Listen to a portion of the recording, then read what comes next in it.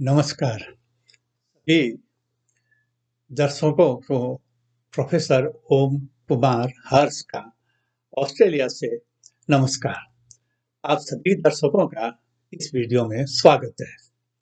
दर्शकों, आज का वीडियो ये बहुत ही रुचिदायक होने जा रहा है, क्योंकि ये इसका टॉपिक है कि दिवाली का क्या महत्व है और दिवाली का वैज्ञानिक साइंटिफिक फैक्ट्स क्या है। बच्चों, आप इस युग में रह रहे हैं। इस युग में आपको समझने के लिए वैज्ञानिक तथ्य का समझना जरूरी है। बहुत से बच्चे ये कहेंगे कि इसका कोई वैज्ञानिक आधार नहीं है। हम जो दिवाली के बारे में फिलहाल जो बातें कर रहे हैं, इसलिए इस पीढ़ी को समझाने के लिए ये बहुत जरूरी है कि हम इस तरह से समझाएं ताकि आज के इस साइंटिफिक एज में, आज के इस वैज्ञानिक युग में आप लोगों को ये समझ में आए कि हम दिवाली कैसे और क्यों मनाते हैं। दोस्तों, दिवाली जैसे रोशनी के त्योहार के रूप में माना जाता है। इसका सांस्कृतिक और वैज्ञानिक दोनों ही तरह से महत्व है। आप समझिए कि दीपावली हमेशा अमावस्या को होती है और अमावस्या के दिन चंद्रमा एब्सेंट यानी अनुपस्थित रहता है। चंद्रमा यानी मनुष्य का मन, चंद्रमा को हम मनुष्य का मन कहते हैं। मनुष्य का मन जो है बहुत कमजोर होता है, उदास होता है, क्योंकि चंद्रमा एब्सेंट होता है। जबकि उस समय सूर्य तुला राशि पर रहता है। तुला राशि पर सूर्य जो होता है वो ज्योतिष शास्त्र में नीच का माना गया है। यहाँ नीच का मतलब ये है कि सूर्य से आने वाली किरणें जहरीली होती है।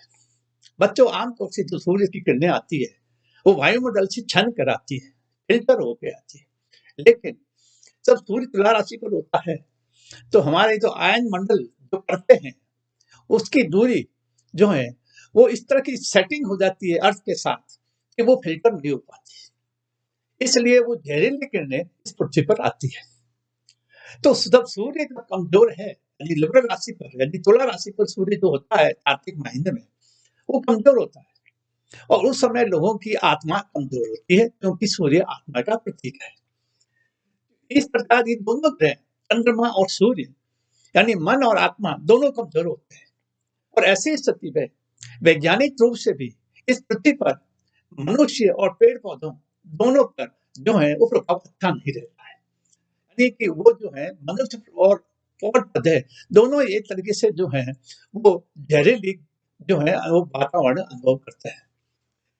आमतौर से जब दिवाली आती है वो अक्टूबर नवंबर के दौरान आती है। उस महीनों में जो हमारे आयन मंडल है यानी पृथ्वी के ऊपर एक आयन मंडल है जिसमें आयन की परतें हैं, जिसको हम ए बी सी डी परतें कहते हैं।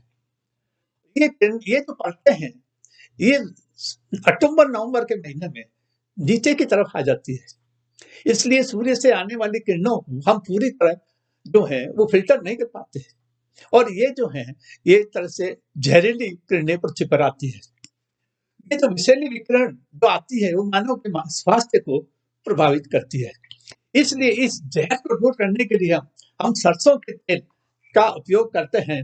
क्यों? इस सरसों का तेल जो है जिससे उससे जो वेपर यानी कि पैदा होते हैं, गैस पैदा होती है, वो इन विकिरणों का विरोध करते हैं, सामना करते हैं। धार्मिक आधार पर बच्चों बड़ी रुचिदायक बात है। धार्मिक आधार पर बात यह है कि राम जब अयोध्या आते हैं तो लाइटनिंग होती है, प्रकाश का उत्सव होता है। राम क्यों आ रहे हैं और क्या करके आ रहे हैं? राम कौन है? राम दशरथ के लड़के हैं। दशरथ कौन है? जिन्होंने 10 इंद्रियों को जीत रखा है। और कैसे आ रहे हैं? वो रावण को मार के आ रहे हैं। रावण कौन है? जिसने 10 इंद्रियों का दुरुपयोग किया है। तो राम एक ऐसा देव, एक ऐसा मानव समझ लीजिए जो जिसने 10 इंद्रियों का दुरुपयोग किया है, उसको मार करके, और वो अयोध्या आ रहे हैं क्योंकि वो दशरथ के लड़के हैं जिन्होंने 10 इंद्रियों को जीता है। तो हम ये कह सकते हैं कि राम एक बड़ा सफल कार्य करके जो है करने के बाद अयोध्या आ रहे हैं। दूसरा महत्व तो यह है कि इस महीने में विद्युत चुंबक की तरंगे, जिसको हम इलेक्ट्रोमैग्नेटिक रेडिएशन कहते हैं, वो हमारे पृथ्वी के चुंबकीय क्षेत्र में जो है इंटरफियर करती है, हस्तक्षेप करती है। और ये किरणें हमारी त्वचा को, हमारे शरीर को और हमारे सारे वायुमंडल को जो है वो दूषित करती है। इसलिए और हमारी रक्त कोशिकाओं को भी सक्रिय करती है। इसलिए इसको हम इसकी रक्षा करने के लिए हम क्या करते हैं, हम एक तरह से अलग वेपर यानी कि हम जो है सरसों के तेल का धुआं उड़ाते हैं, अथवा हम कभी जो है वो पटाखे छोड़ते हैं। तो हम ये कह सकते हैं कि जो इस मौसम के अंदर पटाखा छोड़ना यानी जहर को जहर ही काटता है, जो वायुमंडल में मौजूद है। तो इसलिए हम ये कह सकते हैं कि हम पटाखे यहाँ पर उपयोग करते हैं। हम जो है पृथ्वी का जो चुंबकीय क्षेत्र है, उसको हम कंट्रोल करने के लिए हम दिए भी दीपक जलाते हैं, और इन दीपकों के कारण जो हमारी एक नई चुंबकीय क्षेत्र पैदा होता है, वो इसका जो है वो काउंटर करती है, वो उसका विरोध करती है। और यही नहीं, हमारे इस तरह के दीपक से जो धुआं निकलता है, वो धुआं जो है वो विषाक्त पदार्थों को अब्जॉर्ब कर लेता है, यानी अवशोषित कर लेता है। इस तरह हम देखते हैं कि दीपावली के दौरान आतिशबाजी जलाने की आदत एक मजबूत वैज्ञानिक आधार हो सकती है।